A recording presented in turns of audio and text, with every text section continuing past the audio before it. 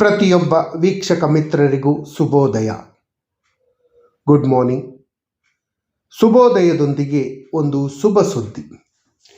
ಎಷ್ಟೋ ವರ್ಷಗಳಿಂದ ನಿರೀಕ್ಷೆ ಮಾಡ್ತಾ ಇದ್ದಂತಹ ಕನಿಷ್ಠ ಪಿಂಚಣಿದಾರರಿಗೆ, ಪ್ರೈವೇಟ್ ಸೆಕ್ಟರಲ್ಲಿ ಕೆಲಸ ಮಾಡ್ತಿರುವಂಥ ಪಿಂಚಣಿದಾರರಿಗೆ ಕನಿಷ್ಠ ಪಿಂಚಣಿ 7,500 ರೂಪಾಯಿ ಕೊಡುವ ಬಗ್ಗೆ ಸೆಂಟ್ರಲ್ ಗೌರ್ಮೆಂಟಿಂದ ಒಂದು ಲೇಟೆಸ್ಟ್ ಅಪ್ಡೇಟು ಬಿಡುಗಡೆ ಆಗಿದೆ. ಕೇಂದ್ರದ ಕಾರ್ಮಿಕ ಸಚಿವರಾದ ಶ್ರೀ ಮನ್ಸುಖ್ ಮಾಂಡವಿಯಾ ರವರಿಂದ EPS 95 ರಲ್ಲಿ ಕನಿಷ್ಠ ಪಿಂಚಣಿ ಕೊಡೋದ್ರ ಬಗ್ಗೆ ಒಂದು ಭರವಸೆ ಸಿಕ್ಕಿದೆ. ಜುಲೈ ತಿಂಗಳಿಂದ ಕನಿಷ್ಠ 7,500 ರೂಪಾಯಿ ಕನಿಷ್ಠ ಪಿಂಚಣಿ ಸಿಗಬಹುದು.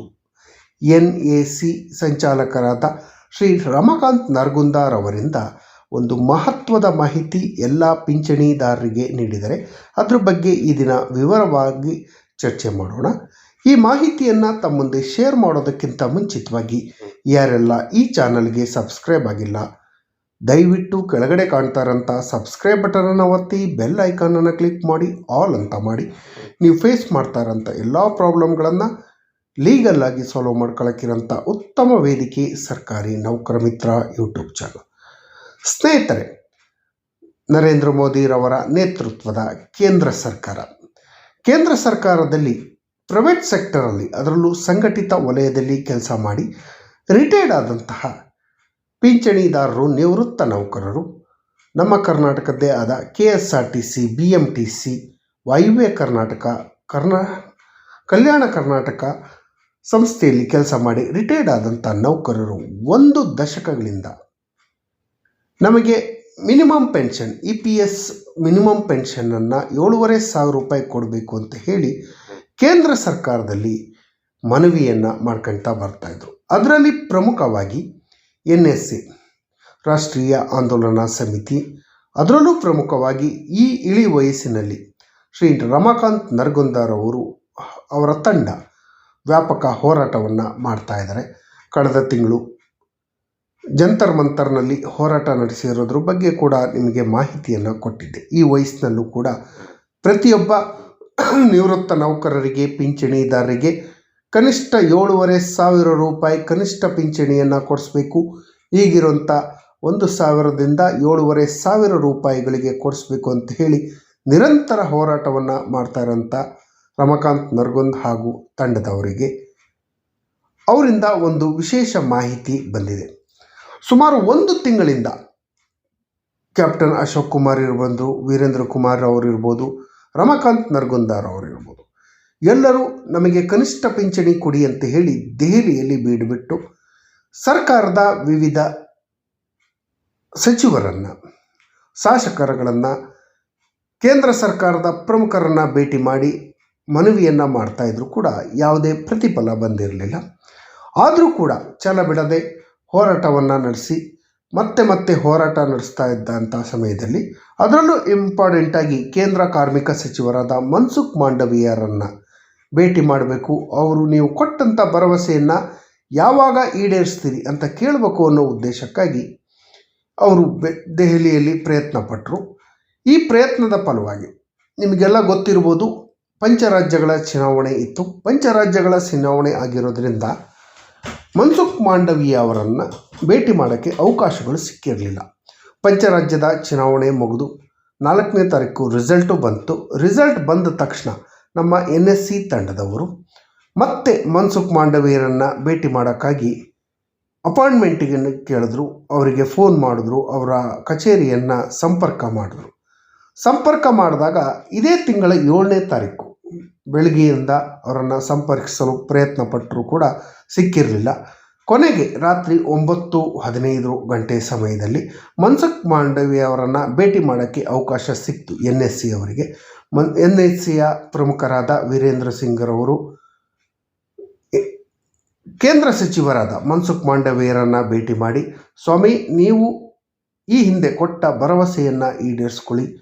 ನೀವು ಪಿಂಚಣಿದಾರರಿಗೆ, ನಿವೃತ್ತ ನೌಕರರಿಗೆ ಕನಿಷ್ಠ ಪಿಂಚಣಿಯನ್ನು ಕೊಡ್ತೀವಿ ಅನ್ನೋ ಭರವಸೆಯನ್ನು ಕೊಟ್ಟಿದ್ರಿ. ಆದರೆ ಇದುವರೆಗೂ ಆ ಭರವಸೆಯನ್ನು ಈಡೇರಿಸುವಂಥ ಕೆಲಸ ಆಗಿಲ್ಲ ಅಂತ ಹೇಳಿದಾಗ ಮನ್ಸುಖ್ ಮಾಂಡವಿಯಾ ಅವರು ನಿಮ್ಮ ಕಷ್ಟಗಳು ನಮಗೆ ಅರ್ಥ ಆಗ್ತಾ ಇದೆ.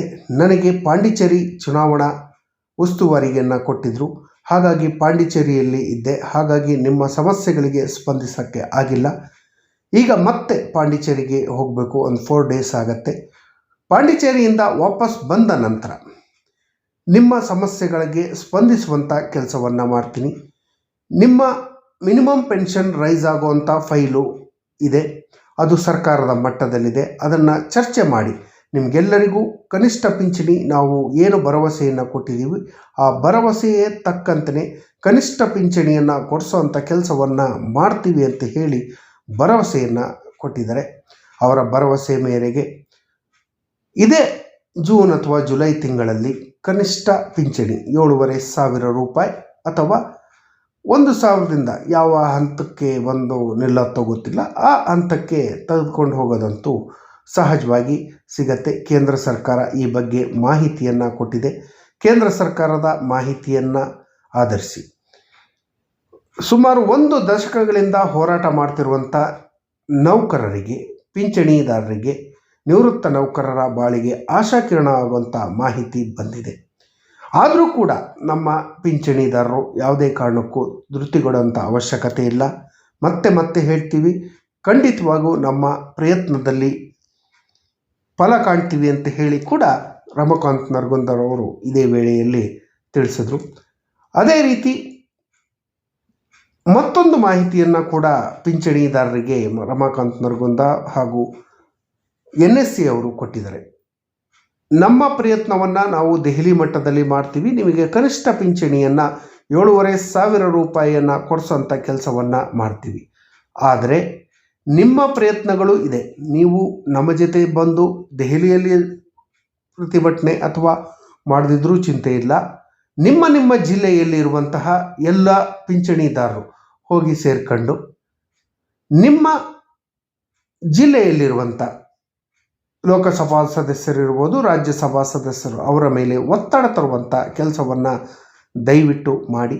ಈ ಒತ್ತಡ ತರುವಂಥ ಕೆಲಸವನ್ನು ಮಾಡಿದಾಗ ಕನಿಷ್ಠ 543 ಸಂಸದರಲ್ಲಿ ಒಂದು 100 ಜನ ಸಂಸದರಾದರೂ ಕೂಡ ಇದೇ ಜೂನ್ ಹಾಗೂ ಜುಲೈನಲ್ಲಿ ನಡೆಯುವಂತಹ ಮಳೆಗಾಲದ ಅಧಿವೇಶನ, ಕೇಂದ್ರ ಸರ್ಕಾರದ ಮಳೆಗಾಲದ ಅಧಿವೇಶನ ಸಮಯದಲ್ಲಿ ನಮ್ಮ ಪಿಂಚಣಿದಾರರ ಪರವಾಗಿ ಅವರೆಲ್ಲರೂ ಧ್ವನಿ ಎತ್ತಿದ್ರೆ ಸರ್ಕಾರಕ್ಕೆ ಬಿಸಿ ಮುಟ್ಟತ್ತೆ. ಸರ್ಕಾರ ಖಂಡಿತವಾಗಿಯೂ ನಾವು ಬಯಸಿದಂಥ ಕನಿಷ್ಠ ಪಿಂಚಣಿ 7,500 ರೂಪಾಯಿಗಳನ್ನು ಕೊಡೋದು ಫಿಕ್ಸ್ ಆಗತ್ತೆ. ಪಿಂಚಣಿದಾರರ ಬಾಳಿಗೆ ಬೆಳಕಾಗುವಂಥ ಕೆಲಸ ಆಗತ್ತೆ ಅಂತ ಹೇಳ್ತಾ, ಒಬ್ಬರೇ ಹೋರಾಟ ಮಾಡೋದ್ರಿಂದ ಏನೂ ಪ್ರಯೋಜನ ಇಲ್ಲ.